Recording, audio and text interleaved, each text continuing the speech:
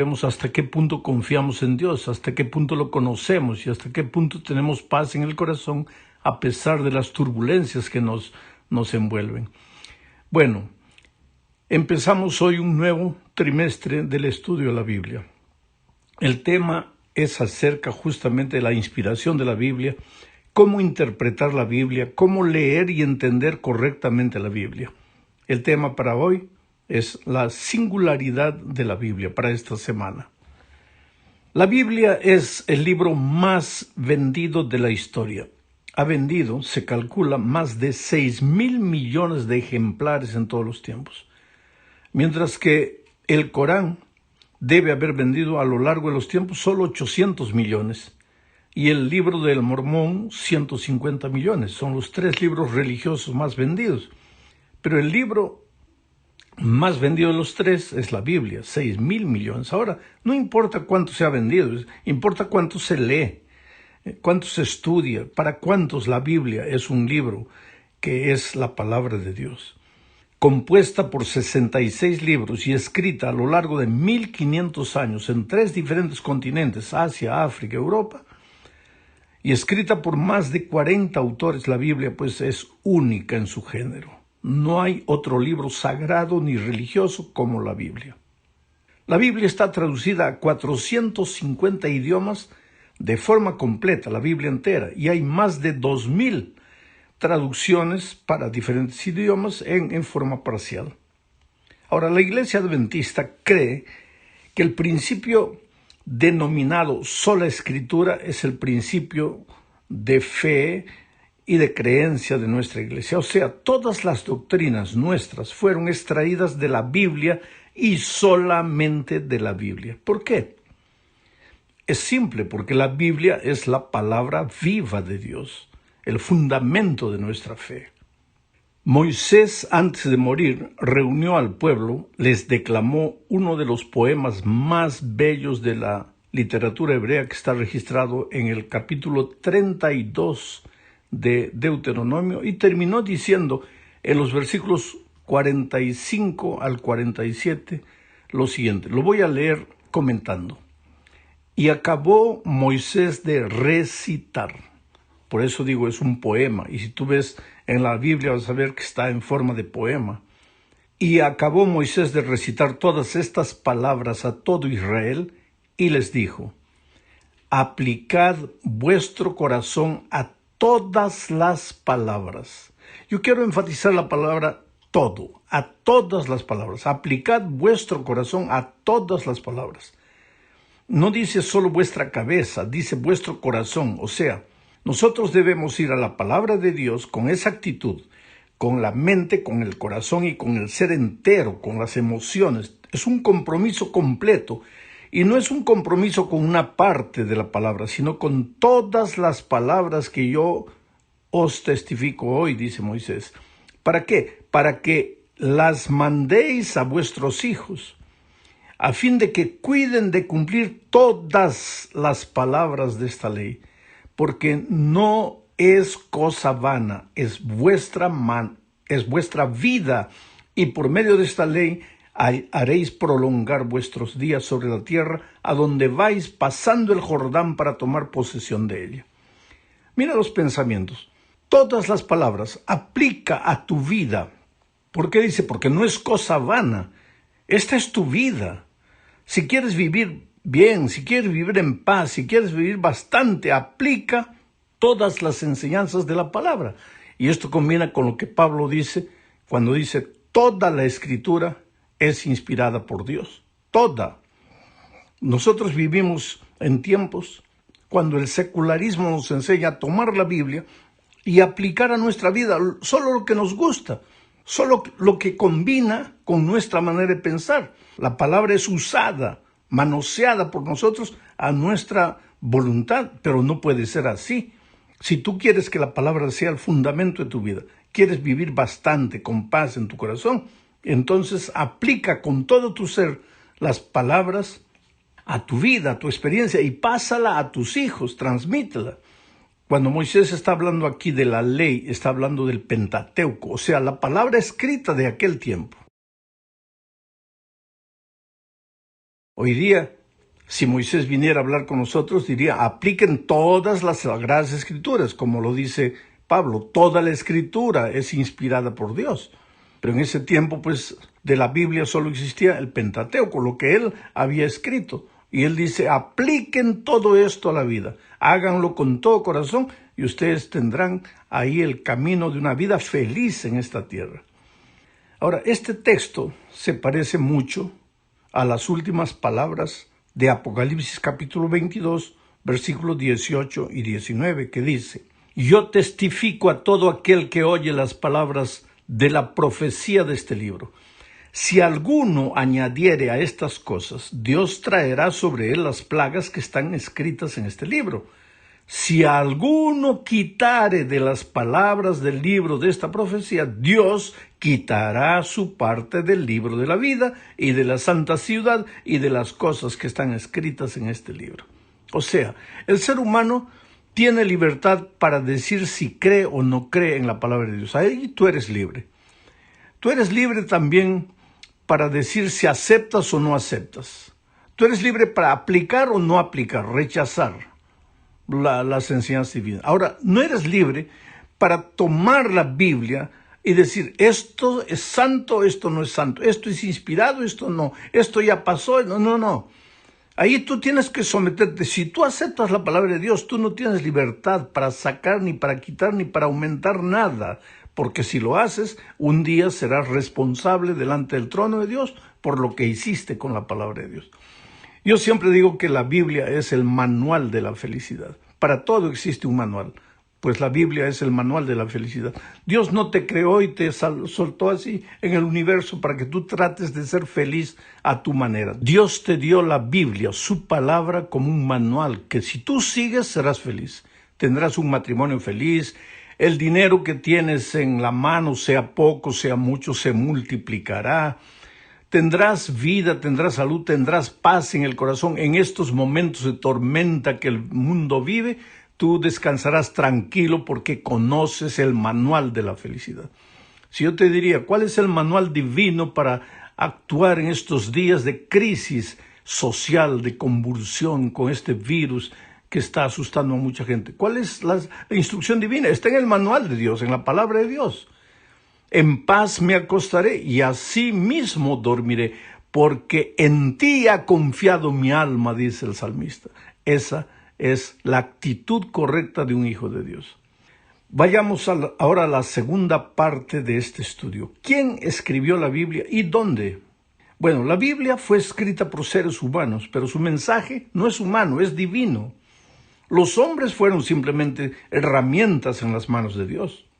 La Biblia fue escrita a lo largo de 15 siglos por 40 diferentes autores de los más variados tipos.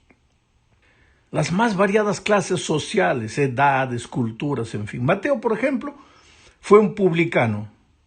Estaba en el banco de los publicanos cuando recibió el llamado de Dios.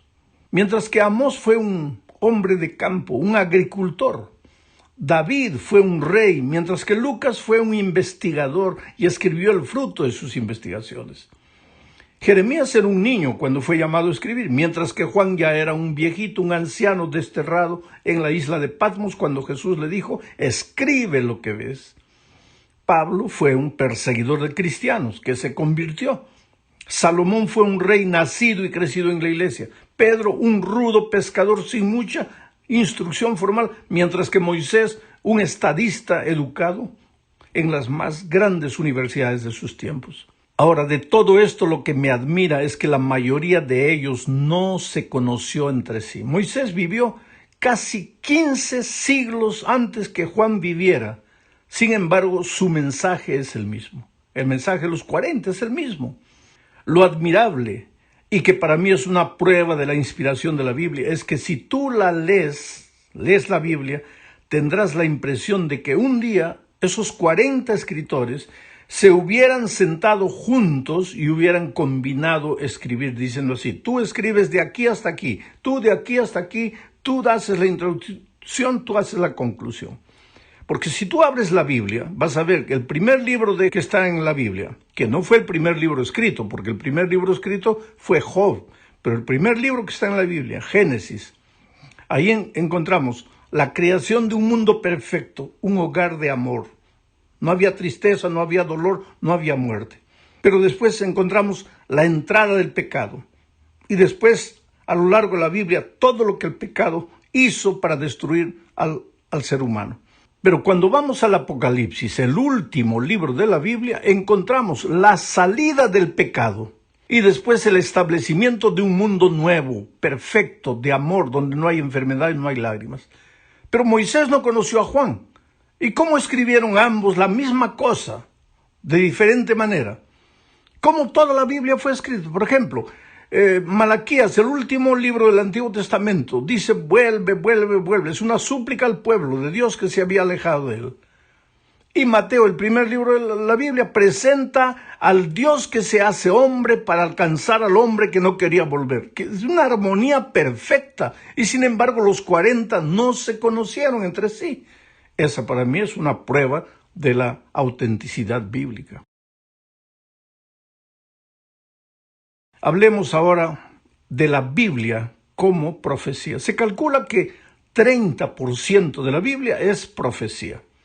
Ahora, lo que necesitamos entender es que la Biblia, la profecía bíblica, no es fatalista. Quiere decir, no define el destino de las personas. Describe el futuro, mas no define el destino. Explico. Dios describe a través de la profecía el fin, porque Dios conoce el fin desde el principio. Pero las cosas que sucederán como son descritas por la profecía bíblica, no es porque la profecía lo dijo. Eso sería fatalismo, y el ser humano ahí no tendría libertad, no tendría responsabilidad ninguna. Quiere decir, si la profecía dijo así, pues será así, entonces ¿yo para qué estoy? No, pero Dios nos dio libertad. Ahora, la profecía bíblica describe lo que sucederá por la elección libre de las personas, por la decisión de ellas, porque Dios sabe todo el fin desde el principio. Pero son los seres humanos que deciden, los que harán o no harán. Pero como Dios es omnisciente, Él describe a través de la profecía lo que sucederá. Eso es profecía. De otra manera, sería fatalismo, sería destino, y eso iría contra el amor de Dios que le dio libertad al ser humano. Ahora, querido, las profecías mesiánicas, por ejemplo, son un ejemplo del cumplimiento exacto de lo que la Biblia dice. La primera venida de Cristo fue anunciada muchas veces y de muchas maneras con detalles. La lección de esta semana trae algunos textos bíblicos que necesitas buscar en la Biblia y leer. Yo no lo voy a hacer por causa del tiempo. Este es un comentario de la lección y no sustituye el estudio personal que tú debes hacer de la Biblia.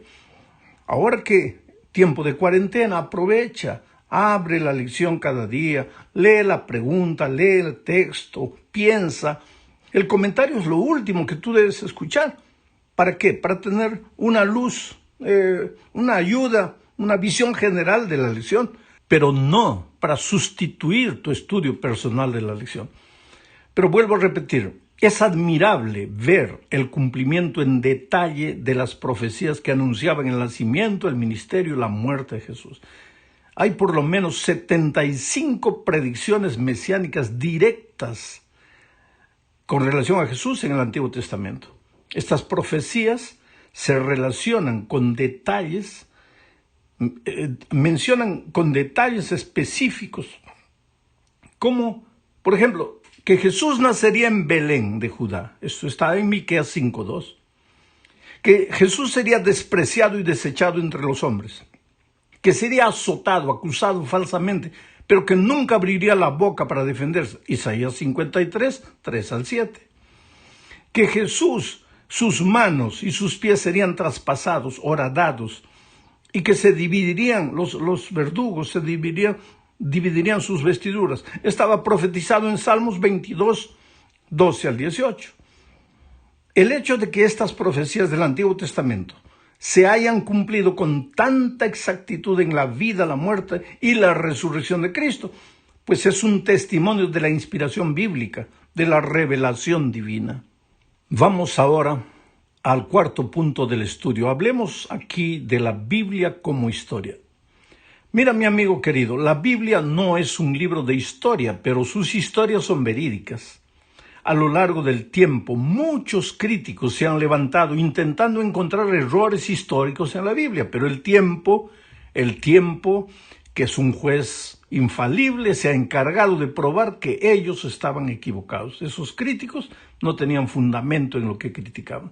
La Biblia tampoco es un libro de ciencia, pero sus conceptos científicos son verídicos y la historia se ha encargado de probar que la Biblia siempre tiene razón. Por ejemplo, antes que Colón descubriera que la Tierra era redonda, la Biblia ya lo decía en Isaías 40, que la Tierra era como un círculo, como un globo, era redonda. Y el 12 de octubre de 1492, Colón llega a América y prueba que la Biblia tiene razón. ¿Y la ciencia? ¿Dónde quedaron los conceptos científicos? La ciencia se equivocó, la Biblia tenía razón. En fin, la vida, muerte y resurrección de Cristo son también hechos irrefutables de la veracidad bíblica. Primero a los Corintios 15, 3 al 6 dice: porque primeramente os he enseñado lo que asimismo recibí. Quiere decir, Pablo no fue un testigo ocular, personal de los acontecimientos de la vida de Cristo, porque Pablo, que era Saulo de Tarso, se convirtió cuando Jesús ya había muerto. Por eso dice, os he enseñado lo que asimismo recibí. Él recibió informaciones. Que Cristo murió por nuestros pecados y conforme a las Escrituras, y que fue sepultado y que resucitó al tercer día, conforme a las Escrituras, y que apareció a Cefas y después a los 12. Después apareció a más de 500 hermanos a la vez, de los cuales muchos viven aún y otros ya duermen. Mira, cuando Pablo escribió la epístola a los Corintios, muchos de los que habían visto personalmente a Cristo resucitado todavía vivían. Entonces la información de Pablo era de primera mano. O sea, esa gente era testigo de todo lo que había sucedido. Yo te digo una cosa, puedes confiar en la Biblia. En estos momentos hay más de 24.600 manuscritos del Nuevo Testamento que se conservan de los primeros 4 siglos después de Cristo. Esta es una tremenda evidencia que confirma la integridad del texto del Nuevo Testamento. Bueno, mi amigo querido, llegamos al fin de este estudio hablando del poder transformador de la Biblia. Tú puedes ver en el estudio de la lección cómo el rey Ezequías, cuando se descubrió los rollos que estaban ahí escondidos en el templo, cuando él se confrontó con los rollos, la palabra de Dios de aquel tiempo, no habían libros, eran rollos. Ezequías fue sacudido por el poder de Dios, por las verdades bíblicas, y hubo un reavivamiento en el pueblo de Israel. A lo largo de la Biblia tú vas a encontrar siempre que los hombres, por más rebeldes, por más duros, cuando se confrontaron con la palabra de Dios, ellos se arrepintieron. Algunos endurecieron su corazón y pues desaparecieron en la historia, pero otros se arrepintieron. Nínive, por ejemplo, iba a ser destruida por causa de su rebeldía, de su terquedad espiritual, de su incredulidad. Pero cuando Jonás llegó y predicó diciendo que Nínive sería destruida dentro de 40 días, el pueblo todo se arrepintió y la destrucción no llegó. Ahí está el ejemplo de la profecía, que no es fatalista. Dios describe el futuro, pero tú eres libre de decidir, de escoger. Todo lo que estamos viendo en nuestros días ya fue profetizado. Vendrán guerras, rumores de guerras, violencia, injusticia, enfermedades, pestes. Pero vas a tener miedo. Al contrario, vuelve tus ojos a Dios. Arregla tu vida con Dios. Hoy es tiempo para introspección, para pensar, para reflexionar. ¿Qué estoy haciendo con mi vida? ¿Para dónde estoy yendo? ¿Qué tipo de cristianismo yo estaba viviendo? ¿Solo eso de ir una vez por semana a la iglesia? ¿O yo tengo una vida personal con Cristo? ¿O solo soy cristiano en la iglesia y después durante la semana no? Hoy ha llegado ese momento. Ahora, quiero hablar del poder transformador de la Biblia. Yo soy un evangelista. Viajo por el mundo predicando la palabra de Dios y he visto testimonios de vidas transformadas por Jesucristo.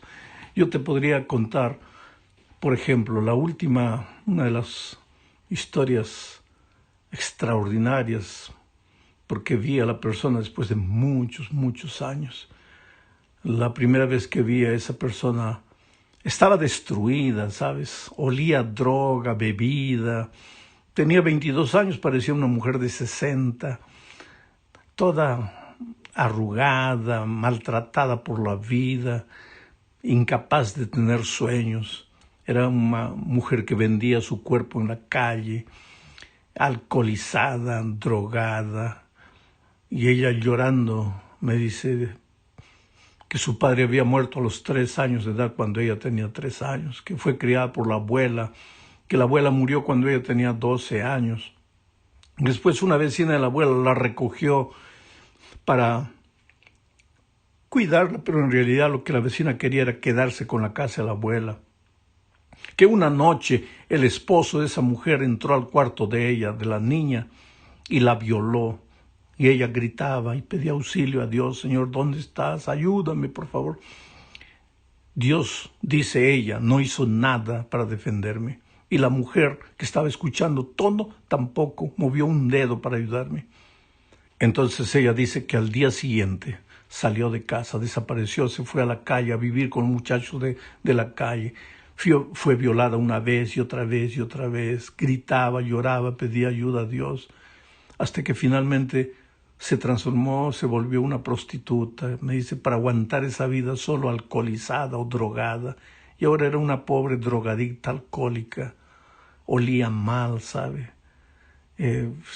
No se bañaba, en fin, estaba arruinada por la vida. Y esa noche conversamos un poco. Yo oré, cuando abrí los ojos, ella me miraba con los ojos abiertos, como diciendo, ¿qué hace este hombre? No entendía ni qué era la oración.